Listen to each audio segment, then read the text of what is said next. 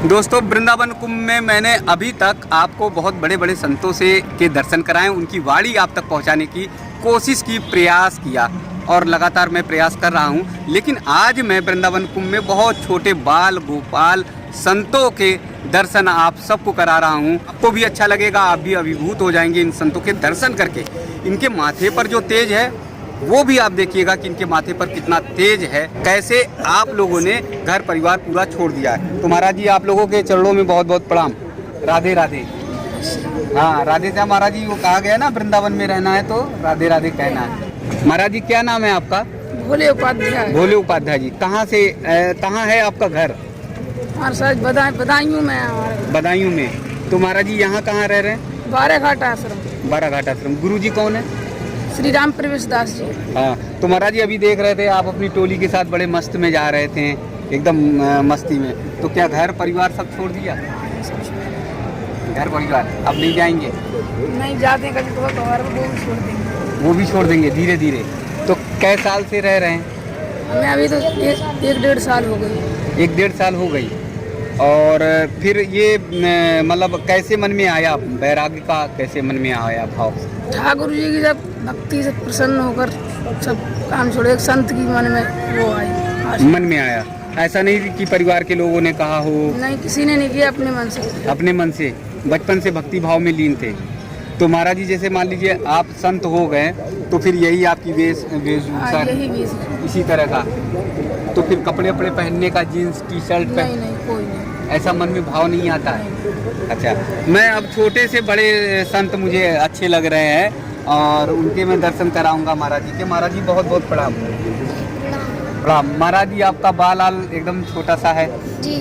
जैसे कन्हैया छोटे थे बाल गोपाल, वैसे आप अच्छे लग रहे हैं। तो महाराज जी ये जनेऊ भी धारण कर ले रखा है? जी, यज्ञोपवीत हो चुका है हमारा धर्मचक विद्यालय में। यज्ञोपवीत हो चुका है? हो चुका है जी। तो महाराज जी जैसे आप छोटे से आप सन्यासी हो गए, तो अब अगर फिर देश दुनिया के मतलब चकाचौंध में जैसे फिल्म देखने का मन नहीं करेगा या फिर और चीज़ों पे मन नहीं करेगा आपका? नहीं। क्यों? अपने मन को काबू में रखना चाहिए जी, हमेशा, अपनी इंद्रियों को। अपनी इंद्रियों को? जी। तो महाराज जी ये कैसे काबू में होंगी? ये तो आपके ऊपर होता है, शक्ति होनी चाहिए इसकी भी। अच्छा, तो ये शक्ति कैसे आएगी महाराज जी? ये तो भक्ति से होती है, ठाकुर जी की कृपा से। ठाकुर जी की कृपा से। जी।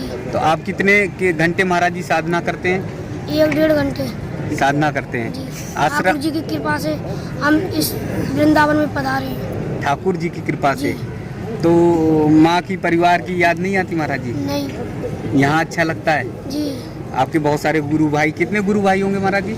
लगभग 4-5 गुरु भाई हैं हमारे। जी। और दिनचर्या क्या रहती महाराज जी आपकी? दिन में क्या, कैसे भजन कीर्तन कब करते हैं? सुबह 5 बजे तक तो फ्रेश हो लेते हैं, नहा धो करके 6 बजे से लगते हैं 8 बजे तक बिल्कुल पूजा करके फ्रेश। हवन यज्ञ भी होता है? जी। उसके बाद फिर क्या दिनचर्या रहती? फिर तो महाराज जी की सेवा करते हैं। महाराज जी की विद्यालय जाते हैं 9 बजे से 12 बजे तक, उसके बाद महाराज जी की सेवा में लगते हैं। अच्छा, फिर शाम को संध्या आरती, भजन, भजन कीर्तन। तो माँ की, पिताजी की याद नहीं आती? नहीं आती थी, अब नहीं आती है। कहाँ से आए महाराज जी आप? जिला बदायूं। आप भी बता? गाँव मलिकपुर बिचौला। मलिकपुर बिचौला। कै साल से महाराज जी आ गए थे? कितनी उम्र से? 1.5-2 साल हो गई हमको तो। अच्छा। अगर ऐसे ही आए 10-11 साल के। 10-11 साल के थे तब आ गए? जी। अब यहीं रहना है, पूरा जीवन संत में ही व्यतीत करना है? जी। जी। अब हमारे सामने एक और संत हैं और महाराज जी हैं, मैं उनसे बात करूंगा। महाराज जी प्रणाम। प्रणाम। कहाँ से आए महाराज जी? जिला बदायूं से। सब बदायूं के हैं? अच्छा, सारे लोग। तो महाराज जी आप भी इसी तरह संत परंपरा में रहेंगे? तो परिवार के लोगों ने भेजा या फिर आप आ गए? परिवार ने। तो अब यहाँ अच्छा लगता है भजन कीर्तन में? तो पूरा जीवन त्याग और तपस्या में व्यतीत करेंगे? जैसे और बच्चों को मैं देखता हूँ महाराज जी कि वो कॉलेज में पढ़ते हैं, फिर वो सिनेमा देखने जाते हैं, घूमने फिरने जाते हैं, तो ऐसा आपको मन नहीं करेगा? करता नहीं, केवल प्रभु की भक्ति और भजन में यही आपका जीवन का आनंद है। तो ये बाल आल छोटे ही रखने होते हैं? जी जी। तो देख रहे होंगे महाराज जी के छोटे छोटे बाल हैं और अचला जो है महाराज जी लोगों ने लपेट रखा है। सबके माथे पर तिलक लगा हुआ है और तिलक लगने के साथ ही महाराज जी बता रहे जैसे कि अब जो है घर की वापसी धीरे धीरे कम कर देंगे और फिर एक समय ऐसा आ जाएगा कि महाराज जी लोग घर नहीं जाएंगे। दोस्तों, भारत ऋषि मुनियों का देश है। धर्म और संस्कृति भारत की इसीलिए मजबूत है क्योंकि हमारे यहाँ ऐसे बाल स्वरूप संत निकलते हैं और यही संत बड़े होकर ऋषि मुनि और तपस्वी बनते हैं और हम सबको आशीर्वाद देने का काम करते हैं। तो आज जो भी मेरे साथ YouTube पे जुड़े हुए हैं सभी को मैं इन बाल स्वरूप संतों का आशीर्वाद आप तक पहुँचाने का काम कर रहा हूँ। राधे राधे।